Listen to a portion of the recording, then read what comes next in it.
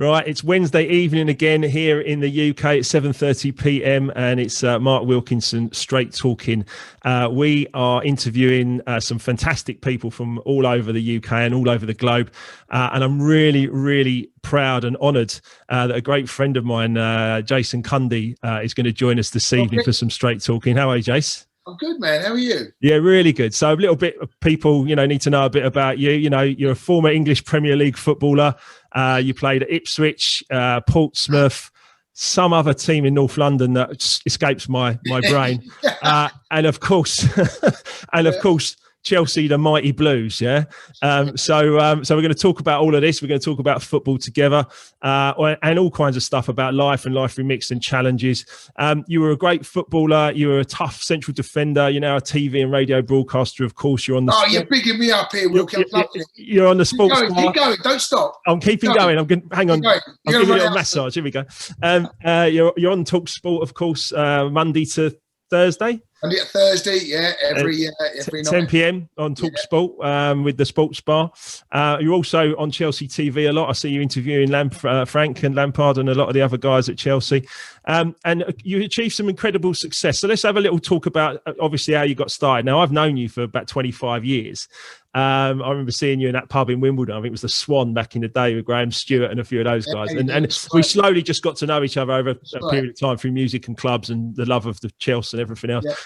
But as far as, you getting into football, because, I heard someone say once that about you, you weren't the most talented, you weren't Lionel Messi or anything, but you were determined, mate, weren't you? You were determined. Talk a little bit about that journey from a young lad and football and school. And yeah, well, first of all, thank you so much for inviting me on to be part of this. Yeah, when I look back now, I'm 51 now. When I look back, and you're not the first kind of person to ask me about this and my career, and it's almost like it happened to someone else. It's such a long time ago, because I've had like two careers really. If you going back to professional football, when that was all as a young kid, that's all I wanted to do. That's all I was ever going to do. And as a young kid, growing up, going into my teens, you never think about what life is like when you get to 40. It's an alien concept to you. So growing up, football was going to be my life, and fortunately it still is. It's been very kind to me, football. It still is. So growing up, I was only ever going to be a footballer. I could never see myself doing or being anything else. And that was it. That was my path. I didn't think that I would ever do anything else. So that was it. That was that single-mindedness. Well, single-mindedness or naivety that the young child grows, because lots of kids in my position grew up thinking the same thing. Yeah. So kids don't, or growing up, you don't think of what could not be. You always think of what is going to be, and that was it. Well, certainly I was. But there's a lesson in that. There's actually a lesson in that actually that single-mindedness, that determination, that I'm going to make it. There's something in there was no doubt. There was never any doubt in my mind that. Were your parents your parents must have been massively supportive and. Incredibly fortunate that they're both still with us. My dad, who's a massive Chelsea fan, of course, he was 92 a couple of weeks ago. Wow. And both my parents were just incredibly supportive.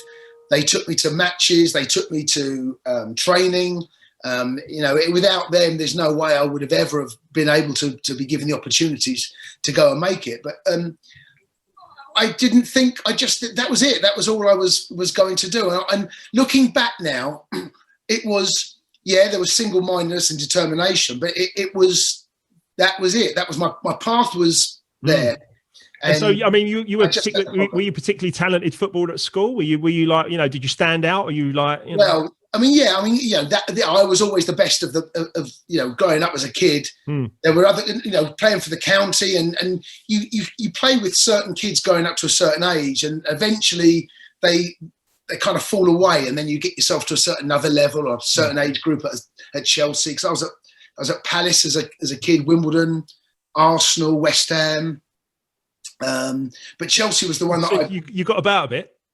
Yeah, well, because the scouts, there's lots of, obviously there still are now, and it was very different back then to what it is now.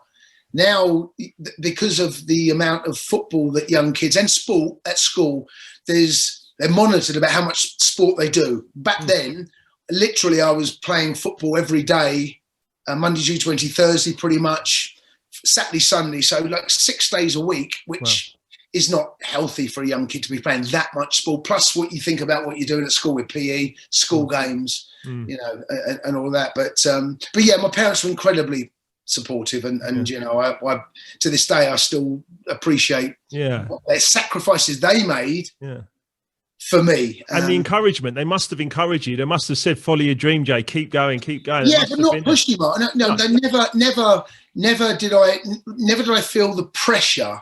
It was always, you know, encouragement, opening doors, give me opportunities, and those opportunities that would present themselves, and I would then go and, you know, take advantage of them.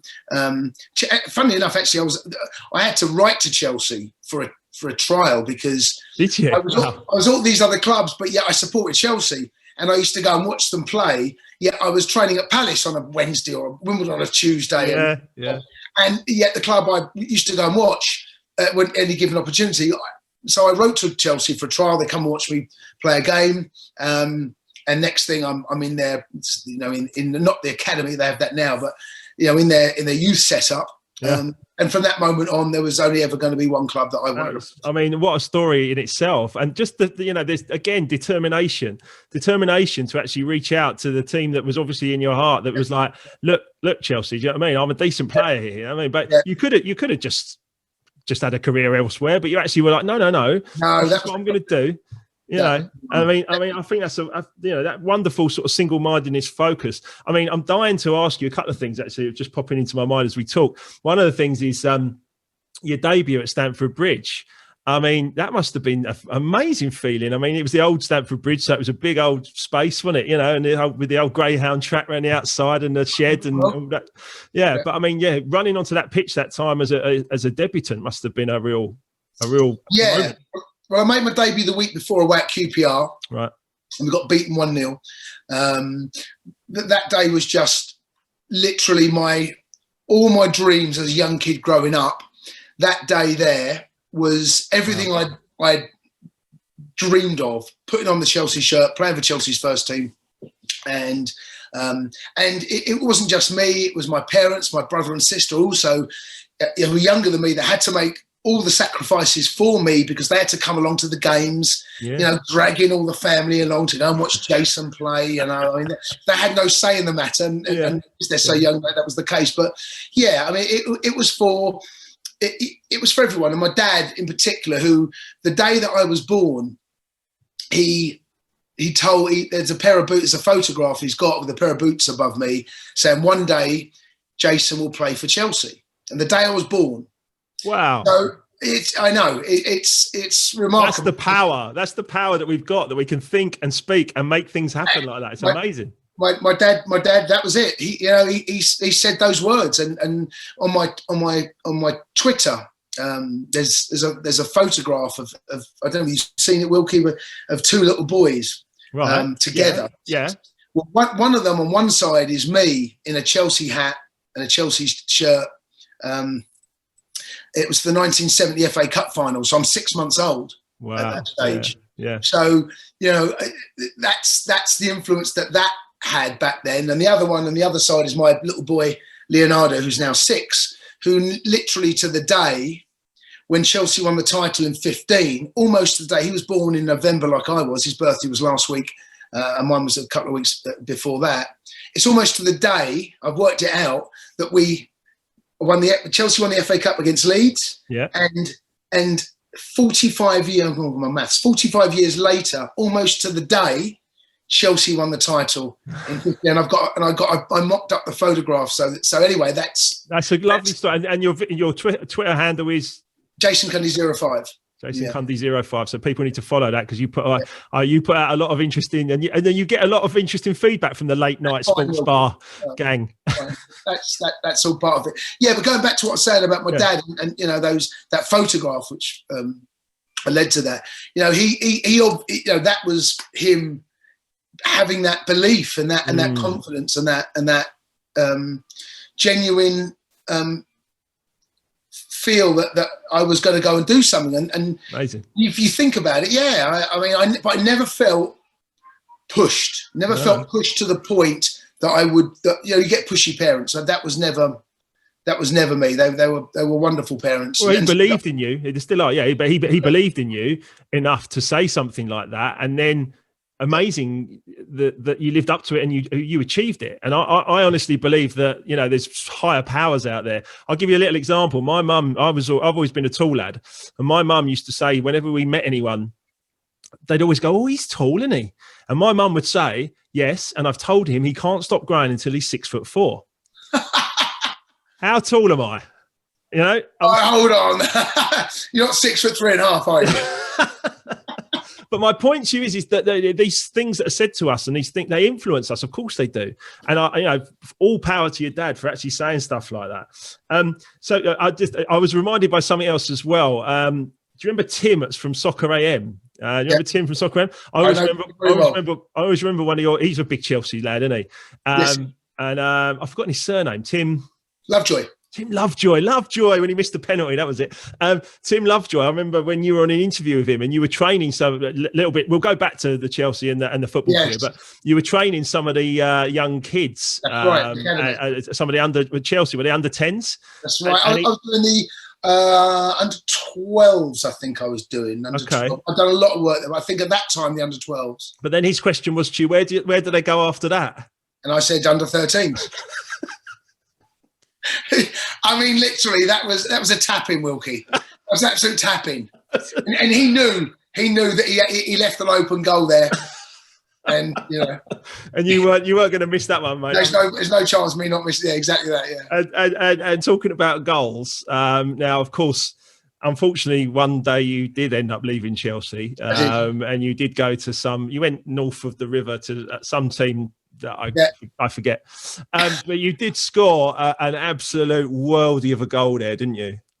Yeah, I mean, it was the inception of the Premier League. It was one of the first live games back in 1992 when the Premier League, or the Premiership, it may well have been called back then. But it was the first year of the Premier League. And yeah, I mean, this was this new thing with Sky. There was all of the Sky, the Soccerettes, I think they were called, the Sky Girls. So there was all of that was going around. It was one of the live games on a Sunday, which is so big now, of course. Yeah. The balls kind of bounced on just around about the halfway line, and a good friend of mine, Jason Cundy, who was playing for Ipswich at the time, the balls bounced kind of 55-45 in my favour, and he kind of hesitated to go in, and knowing he wasn't the strongest, or I felt if he puts anything in there, I'm going to take it. I'm going to go for just going to take the lot. And it kind of bounced, and I just went in, and he didn't challenge, which I was expecting him to. And in the end, everything I put through is come off my ankle. I can't lie, and it caught a thermal, and it ended up in the back of the net. Which No, it was a shot. That was a shot, mate, wasn't it? You know what, mate? People ask me, did I mean it? And I say sometimes, I sort of keep off his line, but But if you ever see it, I can't. Right, it's on YouTube. We were looking at it the other day, and we were talking about it before you came onto the interview. And it's a yarder, mate. It's a beautiful shot. I mean, you put your head down. It's one of those that ends up on one of those DVDs or compilations of bizarre footballing moments. But didn't the Sun challenge you after that? He got you to do it like 50 more times. Oh yeah, I mean that was absolute farce. So because it was such a bizarre goal and it was live on telly, and it was enormous at the time because Sky and the Premier League had just been, it was, like I said, in its inception. It was on Sky News. It was everywhere. Yeah. I remember. And they contacted me and said, do you want to do it again? And I spoke to my agent, and obviously there was a fee involved. And I went down to just a local park with a mate of mine. Yeah, I remember seeing the pictures. Yeah, and my mate's in goal, and they say it was 20 times, right? We'd done it about 5 or 6, right? Oh, okay. And I had trainers on, and I've sliced one. It was near a railway track. They brought down about 5 balls. One of the balls has ended up in the railway track. Never scored a goal, so I don't know how they made. I can't remember what the story looked like in the end, but it was genius. It was genius. But fair play to you, mate. You've always been one to have a go, haven't you? And that's been great. I mean, had they not paid me, Wilkie, I wouldn't have been there. Don't worry about that. I'm not an idiot. So look. Obviously, you did get. I remember actually there was quite an uproar.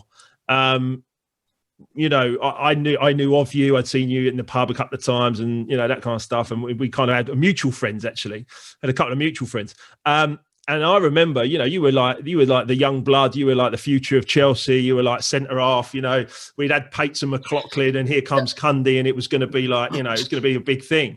And then within a couple of years, you've been sort of sent off to North London to the team in white.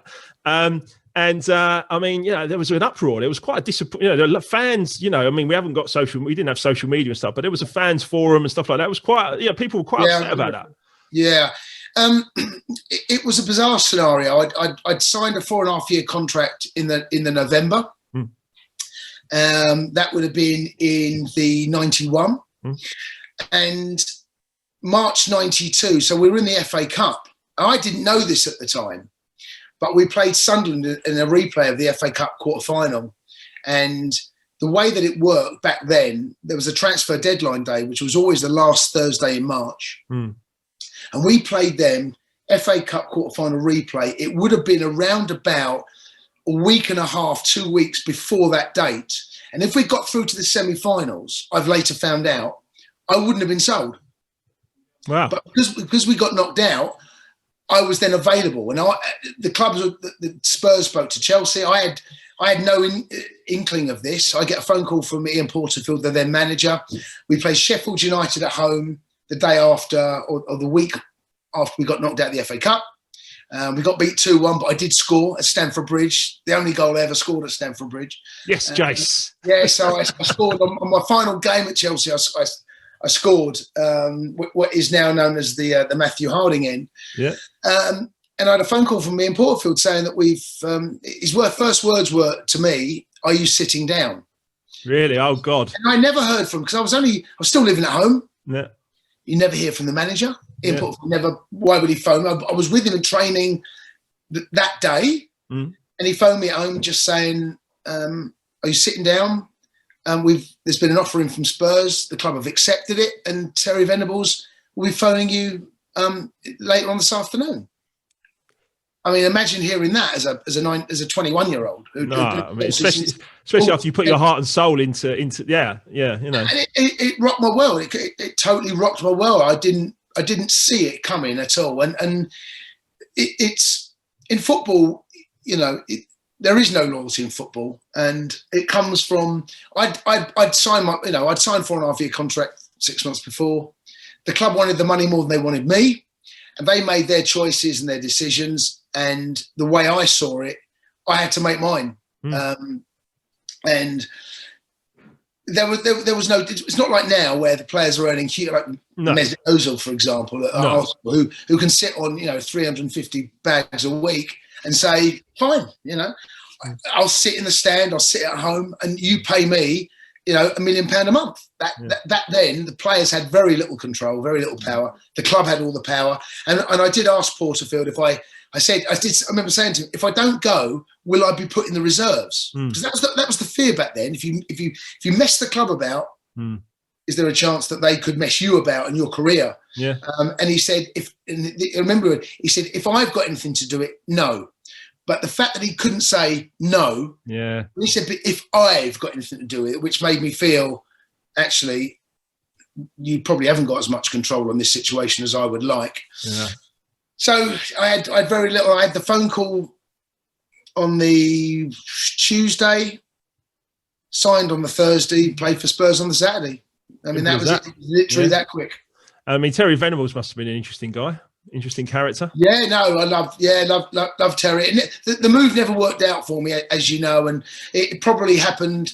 It happened too quickly for me. I'd only been at Chelsea's first team for just over 2 years, and I was still very much learning my trade. and the move really, plus I had injuries killed me. It was very different moving to another club. You think all football clubs are the same. No, the training ground, the staff, they're not. I've been at Chelsea since I was 11. I've been there 10 years through my formative years. You've been there 10 years and you're out in like even a week. It's like gone. Yeah. I mean, wow, what an adjustment for a young guy. 3 days, you're gone, and your whole life, never be the same again. And it's a big, huge change. Massive. It's a tough business. It's a tough business. It is. Football. It's a ruthless industry, football, and ultimately you're just a piece of meat that people buy and sell and trade. And so you end up at Portsmouth and then Ipswich, or the other way around? Yeah, I was at Ipswich first. Right, so. Yeah. So things didn't work out, and I had so many injuries at Spurs. I had a back injury which I was out for a couple of years with, and years go quickly when you're a footballer. You can get from 24 to 26 in a blink of an eye, and your career is just plateaued. Yeah, and that's what happened with me at Spurs, and I was almost like a forgotten man. And eventually my back I had to sort out. They were treating an injury which actually turned out to be false. They were treating an injury they thought I had, which I didn't. Yeah. And it wasn't until months, in fact it turns out to be a year later, that the problem I had and the way they were treating me made the back injury worse. So there was all of that to deal with. And eventually I just had to leave to get back on with my career. I didn't think I'd ever play football again. This injury, I thought my career was over. I was 23. I mean, there's so many emotions. I mean, I'm loving the story. I'm loving the story because people need to hear this story about the reality of, most people would look at, my life as a DJ and music and stuff like that, and your life as footballer as like dreams that they would love to achieve. But the actual reality of them sometimes can be so different.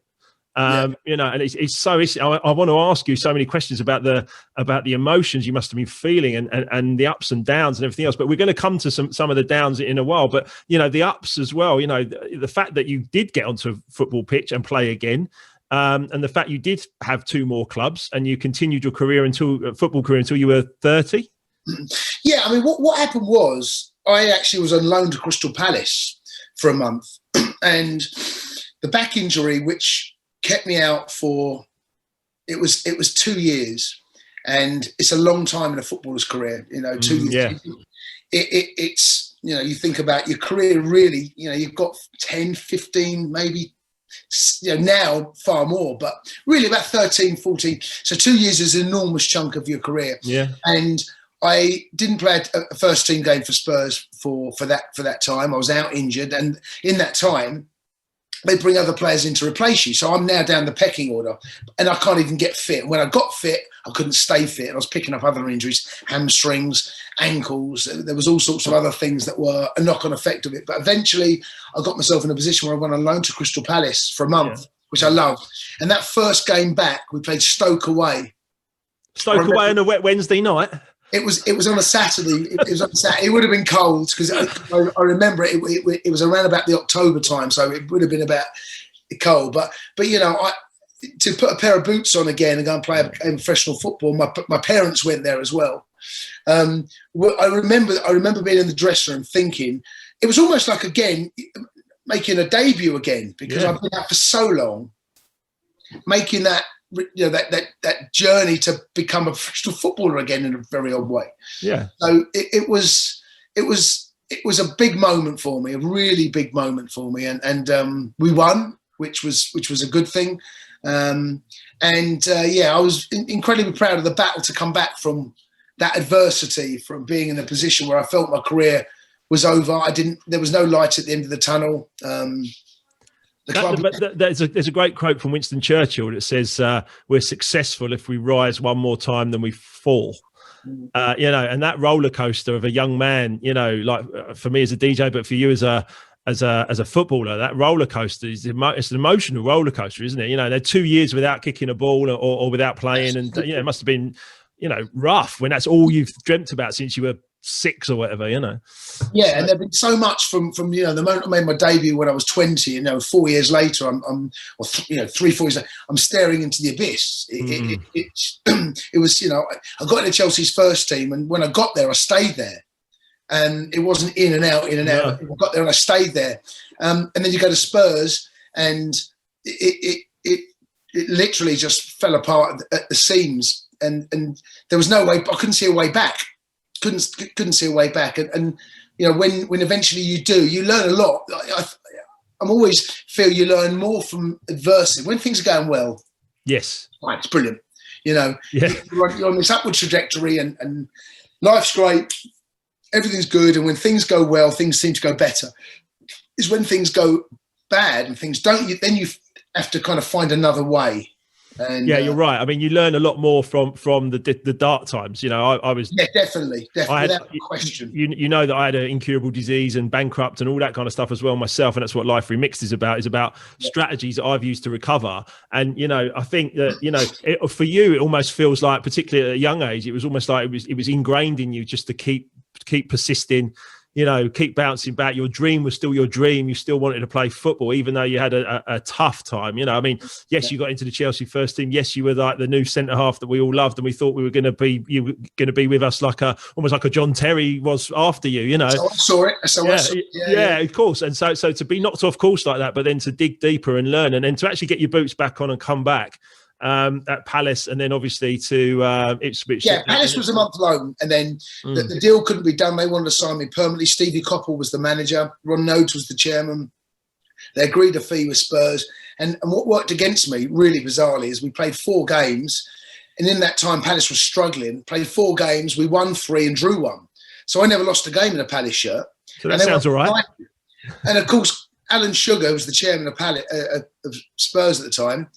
They agreed a fee. He put the price up. Ron Nodes refused to pay it, and that was how the deal fell apart. Otherwise, I'd have played for Crystal Palace. He's a businessman at heart, mate, isn't he? But yeah. I remember you telling me something as well. I remember you telling me once that you ended up training with a rugby ball once at Tottenham. I think that was something that you reminded me of. Was that something that happened? I don't remember. Oh, you talking about what? Not playing football, but like training with rugby. Yeah, you were training, but they were like giving you a rugby ball to try and get your fitness back, or get you trying to. There is a crossover with sports and other things, and other sports can learn a huge amount from other sports. But when you're injured, you do. There's boxing. You do boxing when you're injured. You do athletics. You do other things because the way that there's when you're there are certain dynamics of a sportsman that need certain things. For example, what footballers sprint in so many different directions over a short space, 5, 10, 15, 25 yards in different directions. Rugby players don't. Rugby players that go in one direction and one direction only, and it tends to be just that way. Rarely do you see them moving because of the way the ball is. So there are different ways of trying to get yourself fit. There are different things you need to learn. And I've done some bizarre, because I've said so many things injured. I mean, this is another show, but some of the things I've ended up doing to get fit, I ended up spending 6 weeks at Harley Street every single day, going to see a physio to sort my back out, which eventually it did. Yeah. And some of the exercises I did there, you wouldn't, you know, But if they work, they work. And at the end of the day, there's nothing to do with football. Yeah, but as a professional sportsman, that's it. You've got to work to get fit. Now, I also remember you coming in to Flying Records, into the record shop. Yeah, we loved having you there, mate. I remember you coming in. We must have been about 25 at the time. You were injured at Spurs, I believe, at the time as well. But I remember you coming in, standing at the end of the counter, and we were playing all these tunes in Flying Records. And you just kept saying, "I'll have that, I'll have that, I'll have that." And you built up this big pile of records. And the more I looked at you, because I hadn't seen you for a few years, the more I looked at you, I was like, I think that's Jason Cundy over there. And I wasn't sure. We were all like chatting to each other, like me, and there's a couple of Tottenham boys in there, like Lofty and Clive and a few. Yeah, and we're all like, yeah. I was like, and I actually remember, I think I went up to you, I went, Jason, right? Jason, and you were like, yeah. And that was it. But then that was it. That's right. The thing that amused me the most about that was, one, obviously you were buying some great music, and you've always been a music fan. I mean, clearly you love your tunes, and we should talk about that in a minute. But what I found funny was that you were coming in and you were buying music from us and asking us about DJing and music and all the stuff that we were obviously clearly passionate about and living. That's right. But all we wanted to talk to you about was football. Absolutely, yeah. I mean, yes. I mean, it was. I had this penchant for being a DJ. I bought myself some decks. I had a mixer, and it just intrigued me. You know, that the mixing and the beats and getting that slowing the record down and getting that. What are those little things you used to have on the side of the turntable? Like the pitch for the speed and that. That used to fascinate me, and I bought. So I used to make my own tapes. So I would do that. You know, I think the expression is some of my mixes were lumpy. Pots and pans. Yeah. But when you get the beat, it's a feeling. You think, I just got it. You've gone from one seamless to a record to another, and you can't hear it. And that's the bit that used to intrigue me and I love the most. But yeah, I've always loved the club scene. You were a bit of a soul boy, weren't you? Were you a soul boy in the sort of 80s and stuff? Yeah. Of course, a bit of Shalimar. Yeah, take that to the bank. I mean, listen, football and music are two things that really bring people together, aren't they? And there's clearly a lot. I remember I'm making little notes through the interview as things come up. I remember one night we were playing. I think me and Lofty were playing at Club UK in Wandsworth. I remember you turned up with. Didn't you turn up with Sol Campbell? Sol Campbell turned up. Jason Cundy. That's it. Yeah. God. Yeah.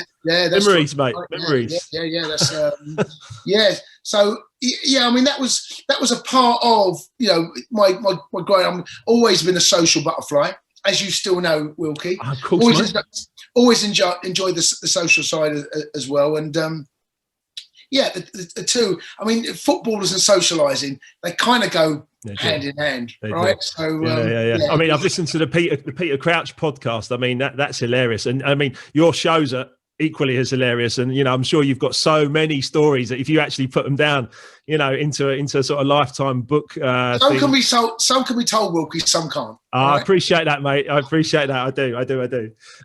But then let's get into like something else that came up, because I can't remember the exact age that you were when this occurred, but obviously you had a cancer scare, right? I mean, what age were you then? This was in February 97. I just got married in the summer of 96. I had a young son, Joshua, who's now 26. Yeah. And we got married to my first wife, and I joined Ipswich on a permanent deal in late 96. And that was a new life anew. So I'd left Spurs, and they'd give me a new opportunity to go get back with my career. And I signed a 2.5-year contract there, and I loved it there.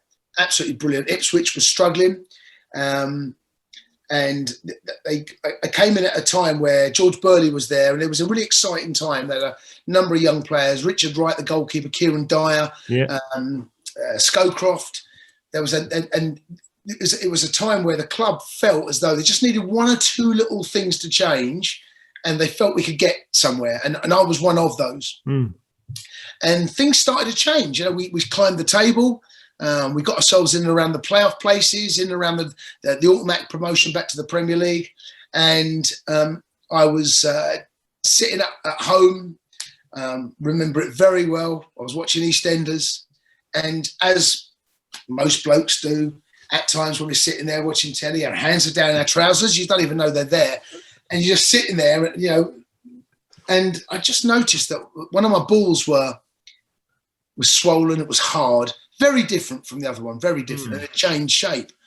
And I had some stitches and a shin injury on my left shin, and my leg was swollen. I had an infection in my blood, and it caused me I had to take antibiotics because I had some swelling in my whole leg. I was still playing at this time, but it was just one of those things that they just had to give me some antibiotics to get rid of the infection. And when I went to training the next day, this was on a Tuesday. Was it Tuesday? I think it was a Tuesday. Monday, one of the day, and whenever EastEnders was on, and I went in the next day, and the physio, who I got on really well with, I showed him, and you could see the difference in size and shape to my other ball, and he laughed. He looked at it, and it was quite amusing when you looked at it. He thought, look at that. What's all that about? That's just ridiculous. You lift up your feet, and it's like one is down there, and one is like, what? Yeah, okay, I'm with you. And yeah, I put it down. We both put it down to the fact that I had an infected leg, and it was on the same side, and my glands were up. So there was a lot of swelling going on at that time around that side of my body. Sure. So this would have been on the Thursday. So I trained on the Friday, and the club doctor came in on the Saturday before the game. We played Oxford at home, and I was ready to play. I was in the team. I was captain, and we were ready to play at 3:00. And around about 1:00, the team talk's been done, and we're all doing what we're doing. 1:30, and I'm on the bench. I'm having a massage on my leg, and the club doctor come in. He said, "You've got this issue." So I showed him. And as I've showed you, Cundy's balls are out again. Here we go. They're out again. I mean, the thing is, though, when you're a footballer, getting your balls out is nothing. You walk around naked all the time. It's not one of these things where And a lot of men, not like being down the pub, Jay, is it? It's like if you're walking naked in the pub, there's issues, right? You're walking naked, so you walk around dressing rooms and areas. Men, it's just what happens. Yeah. So. Down they come, and he's looked, and I could tell by his reaction immediately, he knew something wasn't right. Wow. And I could tell, and he said to me, "Right, we've got to get you to the hospital." Wow. And I remember thinking, "You're like, hang on, I'm playing football in a minute." I'm playing. He said, I said, but he said, "You can't play," and I'm like, "I'm playing in an hour and a half's time." He said, "We've got to get you." He said, "Well, I've got to try and get you checked into the hospital after the game."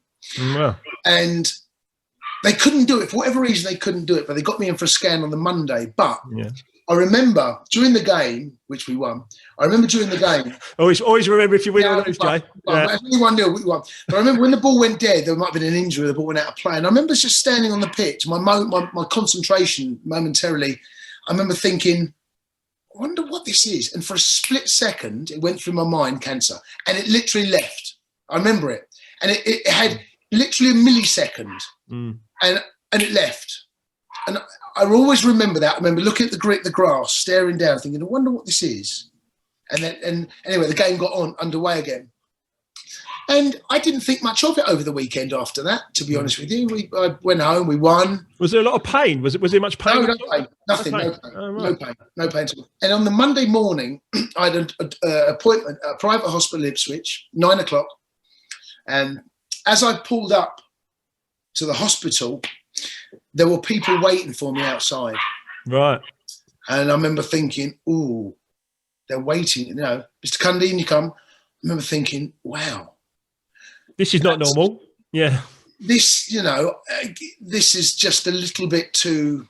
There's a bit of concern going on. That's how I felt. Yeah, clearly, yeah. And being a private hospital with a professional football club, you literally you sign whatever you got to sign, and in you go. And literally within 2 or 3 minutes, I'm in an ultrasound, and they're an ultrasound in my ball, and I would say probably less than 10 seconds, the guy doing the ultrasound said to me, "Yeah, this has got to come out." Some words you don't want to hear about that area. And I what? Yeah. Whoa! What? And he said, "There's a tumor. This is a tumor." Now we end up with tumor. Wow. There's only other word you think after the word tumor. And I said to him, I remember my palm. Your palms never get sweaty, right? Yeah, and they were a bit. My palms were sweating. You know.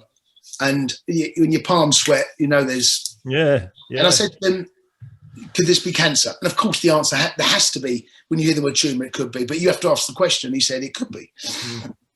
And from that moment on, literally, I've gone from less than a week before being fit, healthy young man playing professional football to a man that was now going to go in and have one of his balls removed within 5 days. Wow. Yeah. Yeah. I mean, amazing. What a challenge. I mean, yeah.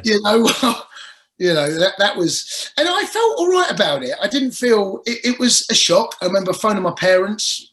I phoned my wife at the time. I phoned my brother who laughed.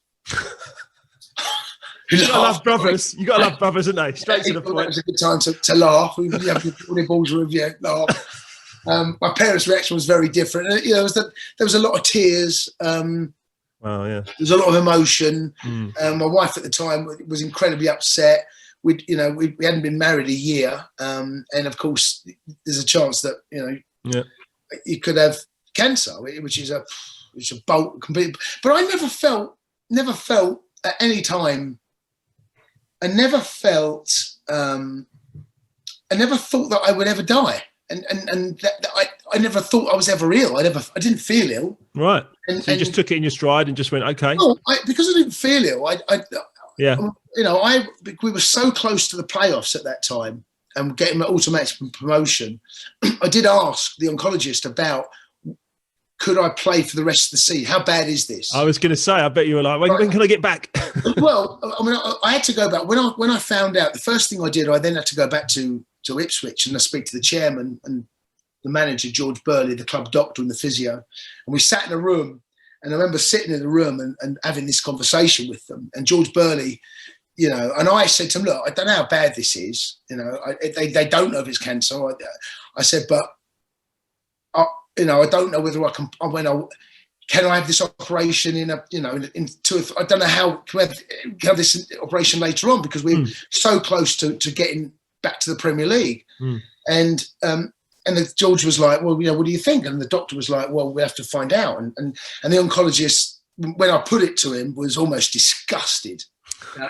I mean, literally was. Mr. Cundy, let me explain to you. He said to me, "You may not feel ill, but let me tell you now." This was when we found out it was cancer. Right. Yeah. So yes, I wanted to play because we didn't know it could be benign. And that was the hope.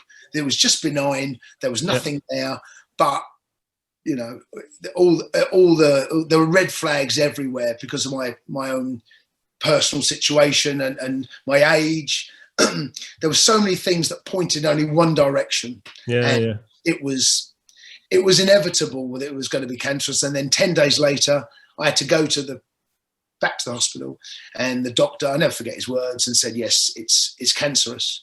And it was, they're hard words to hear. Yeah. And my wife broke down crying. Yeah. I had to phone my mum and dad. They're crying. I mean, I didn't feel. I wasn't in that position. I wasn't there. Yeah. I just was not there. And it was like, I've got it. It's going to go, and I'm going to get back on with my life. That's awesome. I mean, first of all, that's despite the fact it's come up, and we all have different genes in our body and stuff like that, of course. But the fact that you didn't let it get to you, emotionally. Of course, I had a doctor tell me I had an incurable disease, and that was, again, mine was rheumatic. It wasn't a potential cancer or anything like that, but it was bad enough, to be told that. It's definitely a moment where you just sort of like, oof, like, right. But you've got a choice, haven't you? You've got a choice to say, well, hang on a sec. Yes. For you, clearly the goal was get back to football. You know what I mean? You were already, you were asking the oncologist if you could keep playing. I mean, that was clearly you were so driven from that young age to just keep going. That even when your body got sick and you had a problem, you were still in your mind. You were like, I'm not even, I'm football. I'm going to be back. We're going for the playoffs. And I think looking back then, I think also there was the naivety of a young, fit man who felt bulletproof, who felt that now, if I was faced with the same scenario, I feel my reaction would be very different. I'm 51 now. We're talking, 25 years-ish ago. I'm a very different person now, and I'm far more fallible now than I was back then. But there's still a lesson in there, I believe. There's still a lesson in there that actually your response is the important part of it. Your response. and it was my mum and dad, everyone around me. It wasn't until he found out this later on, but everyone around me, my parents in particular, said when they were with me, they knew I was dealing with it. It's when they weren't with me, they felt, wonder how Jason is. But when they're with me, they could tell, actually, he's all right. He's fine. He's fine. There's not, I mean, it was, looking back again, it's almost an arrogance that I had. I can't believe that I was as blasé and as arrogant about the illness as well, I mean, was, I just was. There's a really good sort of part to this as well. I mean, there's a couple of things. I mean, one, obviously, as you well know, my ex DJ partner in Problem Kids, Rocky, also had a testicular cancer issue. The pair of you got together with Kyle Cox, I remember, and a couple of other well-known DJs, and you actually did a lot of charity work and a lot of support about awareness around it, didn't you? I remember that, a lot. I mean, obviously it's a more spoken about thing now, but in 1997 or whatever, it wasn't really spoken about as much, was it? So you did a lot of awareness. And at the time, I did remember feeling as though it was almost, I was duty bound to talk about it, and I still feel as though I am. But back then, there were very few people that testicular cancer. I mean, men talk about their balls, right? So I'm a professional footballer, as I said before. Yeah. Walking around naked in front of other men was not an issue for me. Other young men who are perhaps 18, 19, who have a very different lifestyle, how do you approach this if you feel a lump? Well, I felt my duty was to say to young men, check yourself. If you find something, go and see a GP. That's their job. They're not embarrassed to see you naked. You shouldn't be embarrassed. And there was, and to this day, unfortunately, still young men are dying. It's now curable if caught at the right stage. But I was always happy to talk about it and discuss it as I am now. And it's a positive message, isn't it? It's, you took something that, like, life threw you a curveball, basically, and you took it and you ran with it. And you were in a very male dominated kind of thing. I mean, football, of course, at the time, even more so than it is now. But you were in that male dominated world, and you spoke out and you said, look, this has happened to me, and I've dealt with it, and this is how I've dealt with it. And I just remember the positive messages. And of course, the other part of that as well is obviously, you have had another child since, haven't you? Of course, and it hasn't been. So you've got a little boy now. Well, I mean, again, that was with my first wife. I then conceived my second son, James, who's now 20. But what happened was, when I retired through a knee injury, which I'm sure we'll discuss about in a second, I want to talk about that in a minute. I had precancerous cells in my other testicle. I had a biopsy in that, and I was going to have testicular cancer in the other side. Right. And there are a handful of men a year in the UK that actually have testicular cancer in both balls. It becomes a bigger issue there, doesn't it? Yeah. Right. So there are a handful of men. I think I don't know the numbers. I don't want to be misquoted here, but it's a handful of men a year. And unfortunately for me, I was in that category. Yeah. So it was a question of when, not if. And I went for the biopsy, and my oncologist at the time said to me, and I was retired now, he said to me, look, you're going to get it. Do you want another child? And I remember saying to my then wife, well, look, we've got 2 boys. I'm healthy. What more can, he said, it could happen next week. It could happen next year. It could happen in 3 years' time. But one thing that's going to happen, you're going to get testicular cancer again. And if you do, you lose both balls. And if you lose both balls, the complications you have to have for the rest of your life are unbelievable. Wow. Right? So I'm like, no, I'm not going to take those risks. So the option for me then was to have radiotherapy. It was a 6-week course of radiotherapy, which I went at least once a week, might have been twice, but at least once a week to the hospital. It's a 6-week course, and what that basically does, it kills the ball, it kills its job in terms of producing semen, but it also, what it doesn't do, it then allows me to still have the hormones, not as many, for me not to have hormone replacement, which incredibly complicated if you lose both balls. So it was a very easy decision to make again. Get me in that radio. I don't want to lose my other ball. Too right. Yeah. Yeah. I mean, fast forwarding another. I'm now on hormone replacement, which I have to take every single day, which is fine. It's just a gel I rub into my body every day. Okay. It's like putting on deodorant or brushing your teeth. You do it every day, and it keeps my levels. But my levels have dropped because of that. But yeah, so that was the situation I was faced with. But the first time I had cancer, Wilkie, I froze some sperm. So this is back in 1997. And they said freeze sperm because chemotherapy, which I had the first time, can actually leave you sterile. So this sperm was frozen in straws, as they call it, back in 1997. And for 20 odd years, I wasn't interested in it. And then I ended up getting divorced. I met my new wife now, Hannah, who I can hear in putting up the Christmas tree, and my little boy Leonardo, who hadn't had children. She didn't have children, and because I'd had the radiotherapy at this stage, I couldn't naturally conceive. Wow. Okay. So this frozen sperm that was there for 18 years was defrosted. Yeah. And 6 years ago, Leonardo was born. Amazing. So 19 years it took for him to. Going back to 97, and he was born in 2014. I think I got my maths right.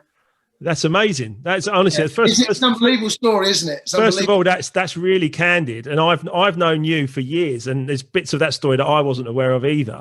Yeah. And I really appreciate you sharing it, because that's special. Even I was like transfixed there, going like, oh my God, the challenges that you've been through to be the man you are today.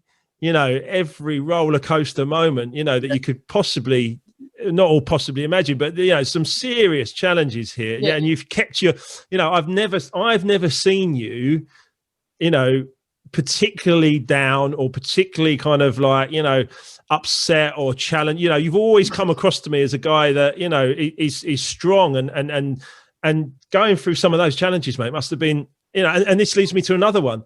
I mean, retirement from football. I mean, that must have been, your dream from when you were like 6. Now you're 30, you've been at four clubs, you played for the mighty Chelsea, and all of a sudden, you've got a knee injury. Yeah, well, my last year at Ipswich, I broke my ankle, which kept me out for a whole season, and I played one game. So we got to the playoffs in 98. Yeah, 98. And unfortunately, we got beaten by Charlton, who eventually went on to go to get to the Premier League. And the following season, I was working in the garden, trying to get myself fit, skipping, and I turned my ankle and I broke it. And I was out for 9 months. And I come back towards the end of the season, and my contract was expiring, and I only had one game. And we got to the playoffs again, and we didn't make it into the final again. And they let me go. And my injuries record as a career was starting to look like the case. If I'd been a criminal, mate, you'd have seen a case. Any judge would look at that and say he's guilty. So I went to Portsmouth, and within 6 months of being at Portsmouth, I hyperextended my knee, went through my whole body weight, went through my knee, and cracked my cartilage, and I never recovered from it. And I played 13 games, I think, for Portsmouth at the time, and I'd only just turned 29 at the time. So yeah, it was. I had a year to acclimatise the fact that I was going to retire, and I got used to the idea. And it was a sad ending to what was what I felt going into it in my early 20s at Chelsea. When I left Chelsea, everything seemed to just I seemed to get battered there and so I almost felt like, what have I done in the previous life? I had this back injury, it kept me out for 2 years. I had a knee injury, eventually forced me out, broke my ankle, throw in a bit of cancer. I mean, what more have you got to? And it just felt as though I felt very sad that it came to, it fizzled out really my career, and it never really achieved what I felt I was going to achieve through things that I had no real control over. But, that's life, and that's how it's dealt with, and you've got to get on with it. And that's right. And I was always impressed. I'll be honest. I was always impressed. I mean, obviously, the retirement, I know you got a little bit of a payoff, but at the end of the day, that's not huge after that amount of time you've been putting into it. Then, of course, you had a divorce off the back of that as well, which must have been really hard. That's why I lost the payoff. I'm saying nothing. Life happens, mate. Life happens. Life does happen. Life does happen. Yeah. When I come out of football, I was very big. I didn't watch a football match for about 6 months. Eight months. I bet. I felt cheated. I felt denied. I felt, and I didn't watch football. But yeah, you're right. And then unfortunately, my first marriage ended, which, of all the things that I've been through, was probably the toughest.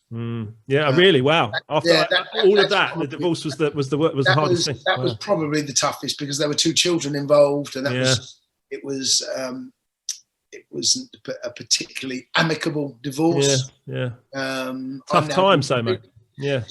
I mean, I'm now remarried, and luckily, my 2 boys now that I'm in the previous relationship, we got on brilliantly, and they're going to be here Christmas Day, as is my ex-wife, believe it or not. So things bridges can be rebuilt. Life moves on, and we all, so as tough and as disastrous as the divorce was, and it was painful in emotionally, physically, financially, the whole lot. It was the most painful experience of my life. Wow. Give me that over cancer, and any day I'll take, especially the cancer I had, which is now very treatable. But of all the things I've been through, the divorce was without doubt my toughest hurdle. And yet, then you obviously you don't watch football for 6 months. You need to clear your head, obviously. And I'm sure you must have been looking around, just thinking almost. I don't like to say, but almost like the ruins of what was the life that you knew, and the life that you'd loved and wanted and worked so hard for from being a young man, and then to go through all of that, and then to come out, and just be literally. I mean, I've been there myself. I was 38, bankrupt, no DJ career, no music, signing on for 6 months, going like, what's just gone on here? I mean, I was flying high. I was resident of Ministry of Sound and all this stuff. We used to do all this stuff together. And all of a sudden it's gone, and you're like, what? And it's so hard to kind of like, I personally, I mean, I don't believe that you were ever there, but personally, because I'd been so ill physically, not being able to move around at all with the rheumatic problem, I thought about topping myself. I thought, I'm done here, but thankfully I dusted myself off, and I was like, no, come on, mate, come on, you can do this, you can rebuild, you can go again. And I remember, it's funny, there's a great quote that tough times don't last, but tough people do.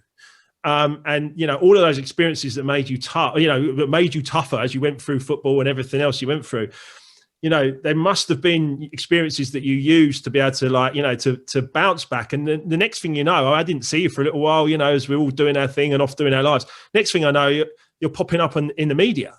I mean, what happened there? How did that happen? Well, I mean, you've got to reinvent yourself when you leave football. When you're involved in football for as long as I was, so I've been playing schoolboy football since I was probably the age of 7 or 8, and that was my life, and I was just set on doing that. And I never, I'm not thick. I'm an intelligent boy, but I never really dedicated my life at school academically, because the only thing I wanted to do was play football, and I threw my life into that.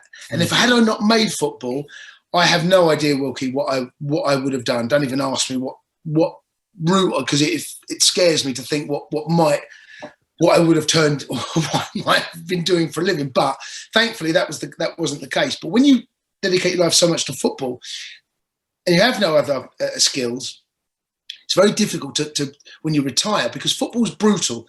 When it ends, it literally, you fall off the edge of a cliff. That's it. It's over. And if you want to stay in football, there are very few avenues back into it. There are coaching, managing, media.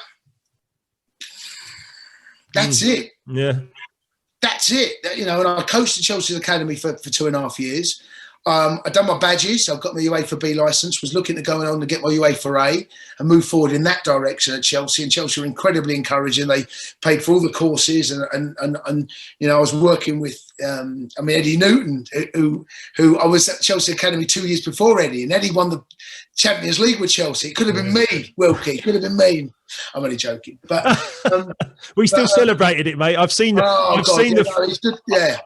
footage of you at Chelsea TV when Drogba puts the last penalty in, and you go. I mean, you know, talk about a fan. You know what I mean, you go as ballistic as I did when I was on the King's Road that night. Oh, just remarkable. But so I started coaching, but then all of a sudden, avenues. And what happened was, it's when Jose arrived at Chelsea, and because I was working in the academy, Talk Sport, I'd done little bits before, phoned me up, and I received. I don't know if you remember, there was a almost like a Bible that Jose had written, which I still have, about how football should be played. And this Bible was passed down to the academy, and it was given to everyone about how he sees the vision of football to be played. And this new coach that had just won the Champions League with Porto was going to come in and was going to revolutionise the way that, and of course he's still doing it now at Spurs.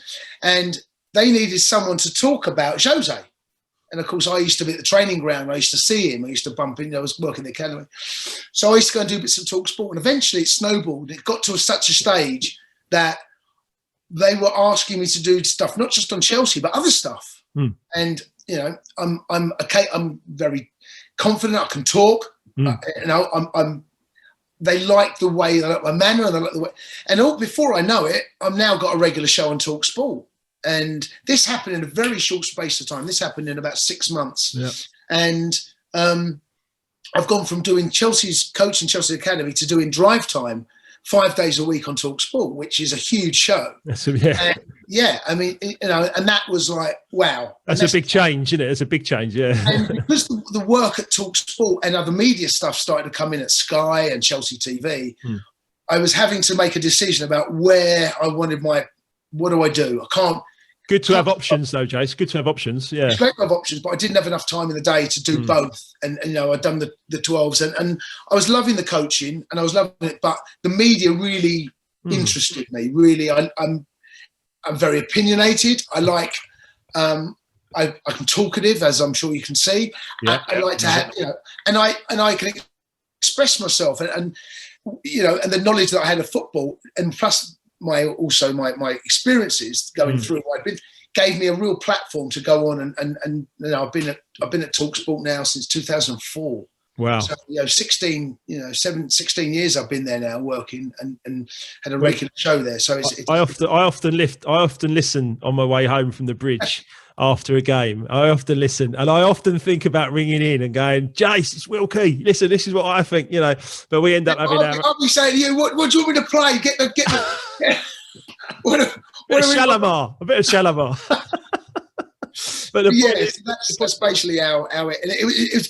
I think there was a lot of a bit of an accident with Jose turning up, but also me, you know, forcing it. I really wanted that career in the media. I really wanted to be, you know, and now I'm, you know, like I said, I've been there 16 years. Well, you haven't looked back at the end of the day, you know, and you've been across various things. I see you doing the Chelsea TV stuff a lot, and I often envy you standing there by the pitch interviewing all the players and the manager after the game, thinking, "Yes, Jace." You know what I mean? Not during COVID, unfortunately. Well, okay, yeah, but that ended very quickly. But yeah, so yeah, the position I'm in. I mean, all the managers, whether it be Jose, whether it's Scolari, Di Matteo, AVB, Hoodink, Benitez, Jose, Frank. I mean, all of them. I've been very lucky to interview, and also the players, and of course, being a Chelsea fan, it's a labour of love. Perfect, mate, isn't it? You know, I cover every home and away game for Chelsea this, you know, the last 8 or 9 seasons. So it's.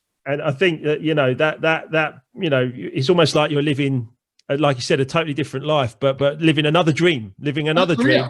Yeah, another career. But also, you know, vicariously now through, you know, the way that I wanted my career to go. And I come out of football very bitter. I was 6 months after, and I had to lose that because it you know, bitterness, you've got to let it go. It wasn't serving you, was it? It wasn't serving you. It wasn't doing anything for you. No, and I couldn't watch football, Wilkie. I mean, I didn't watch football for about 6 months, and now I'm watching 4 or 5 games a day. So, on a Saturday and a Sunday, watching all the games come through, and poor Mrs. C, especially during lockdown and the job I do, I've got to watch every single game, and it's Well, I think I said to you the other day, she's a lucky girl, isn't she? You and your sports career, she's a lucky. Imagine waking up to this every morning. So a couple more things, Joe, because honestly, I think we could talk all night, mate. Honestly, but a couple of other things. My wife Emma, who we bumped into each other in the park before, haven't we? Yeah, and down by the pub. Not far from where we live. Yeah, that's right, and down by the pub by the river in the summer. She wouldn't forgive me if I didn't say to you about. I mean, we were talking about your balls earlier. We probably need to talk about them just one more time about the full Monty. And you. I mean, I remember like she loves a reality TV as my missus, and she put on this reality TV. It's this full Monty thing. They're all going to do it. And they're all going to strip off and all that. I was laying there. I think I was on my phone going like, yeah, oh right, yeah. And I looked up. I went, that's my mate. What's Cundy doing? Yeah, so I was asked to do the all new Monty, as it was with Zander and Ashley Banjo from what's the dance group he's in? Oh, I can't remember the dance. But anyway, there was a squad of you. There was like 10 of you or something, wasn't it? There was, yeah, and and all like celebrities in our own different little fields who had a link to cancer, and so we had to strip off in front of an audience of 1,000 people. Look, because of my background, I couldn't care less. I was going to say you're not bothered. I would do it now, Wilkie, if you get the music on, right? And you don't want that, no? Okay, fair. But yeah, so it's really interesting looking at and being with other celebrities come from different backgrounds about how they felt they couldn't do it. So you were coaching them. You're probably coaching them. Going, don't worry, I've only got one ball anyway. Let's get on with it. Well, I mean, you haven't seen before. Yeah, we've all got them, haven't we? And there was we went up to London. There was a strip club up in London, like a strip club. What's the big male strip club? The Hippodrome. There's a big one up there. Mate, what, are you asking me to know this one? Magic Mike. Oh, Magic Mike. I'm sorry. Okay, Magic Mike, right? I do know of Magic Mike, but move on. Right. So this night up at near the Hippodrome, the Magic Mike. Yeah. So it is. These girls come in there. There are about 800 girls in there on hen nights. Girls going in there. Let me tell you now, they are animals. Yeah. Animals, right? Forget. Do you think what men are like? Yeah. Women are. So the scale for that. Well, honestly, so before the pros came out, we had to do, as part of our rehearsal, we had to go and do in front of these in Magic Mike, and I couldn't wait to get out there. Will, honestly, it was you've got all these screaming girls like that. You're going to do the strip. You had the da. It was unbelievable, and we got this routine that Ashley set up. And it was a diversity with the guys I'm thinking there. Oh, there you go. And they had Perry there was coaching us. So the guys from diversity doing this dance move, and we can't dance, but we're throwing shapes. And at the reveal, it's like the hat comes down and it's like these 800 screaming, drunk women have just. So hang on, what was better? Your goal. Your goal at the north end of Stamford Bridge in front of the Matthew Harding, or getting your knackers out of the Magic Mike? What was your favourite one? God, honestly, if you could take, but for very different reasons. They're both exhilarating in very, very different ways, right? One, you're putting a ball somewhere, and the other one, you're getting them out. Well played. Yeah. You brought that together beautifully. I have, yes, that was amazing. Jace, listen, mate. Honestly, we could talk for hours. I mean, honestly, that's been fascinating. Your journey, mate, through all of this, and your constant resilience, your persistence. I'm still here, Wilkie. Yeah. But mate. I mean, I've got nothing but respect, and you know that. Hats off to you.